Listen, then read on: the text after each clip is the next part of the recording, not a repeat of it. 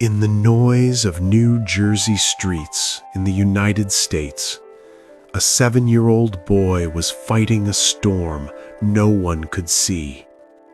Anger became his language, silence his refuge. Until one day, instead of running outward, he was taught to look within, and there he found a star. This is the inner star.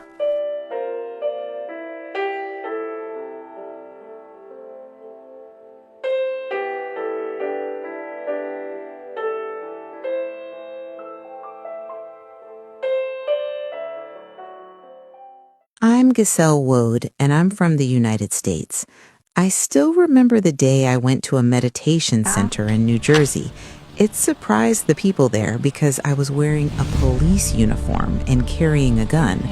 I knocked on the center's door because, well, I'm a female police officer. I went to the meditation center that day because I wanted a quiet place to meditate. However, once I sat down, I couldn't concentrate and I ended up crying. An official from the center came in and asked if something was wrong. I told them, I'm really worried. I'm worried about my child. My only son, Maximo, who is 6 years old and goes by the nickname Max, was having problems at school. He was being very aggressive, talking back to his teacher and behaving badly. The school recommended that I take him to see a psychiatrist.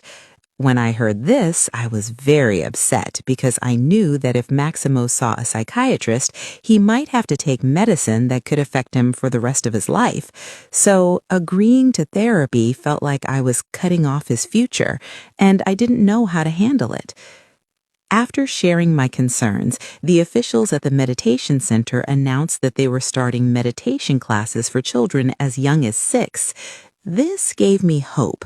When I felt like there were no other options, meditation seemed like a better choice than going to a psychiatrist without trying anything else. However, when I asked Max to come, he refused and became quite difficult. On the first day, he caused trouble and answered every question with, I don't know, making funny faces.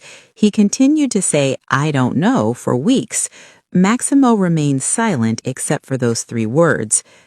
The nanny at the center decided to talk to Maximo and asked if everything was okay. Maximo finally opened up, saying he felt incomplete compared to his friends. After venting his feelings, he finally began meditating. Initially, he struggled to stay still, but the teacher reminded him of the imagination of a star at the center of the abdomen. Slowly, he calmed down. In the 3rd week of class, the children were asked how meditation had helped them. Maximo shared something surprising. He explained that he used to get bullied by older kids at school. One day, when they approached him threateningly, he closed his eyes, thought about the stars inside him, and suddenly everything became quiet. When he opened his eyes, the bullies had disappeared and he was no longer afraid of them. Since then, Maximo has meditated every day before bedtime. He even mentioned seeing something special, the Buddha image. This surprised everyone because the class focused on inner stars, not the Buddha image. The nanny asked Maximo about the color of the Buddha he saw. He said the Buddha was golden. One day, he saw himself, feeling pure.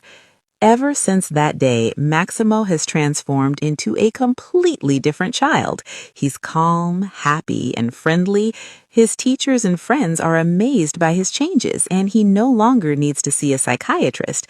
He even wrote a letter to the center's founder, Luangpo Dharma. I'm continuously amazed and happy to see how meditation has positively impacted my child's life. I believe that every child in the world should have the opportunity to meditate. In a video message to Luangpo Dharma, Maximo shares his love for meditation and how he's learned about inner stars. He even wishes a happy birthday to our teacher. Maximo's story shows how meditation can help a child find inner peace and happiness, even in the most difficult situations.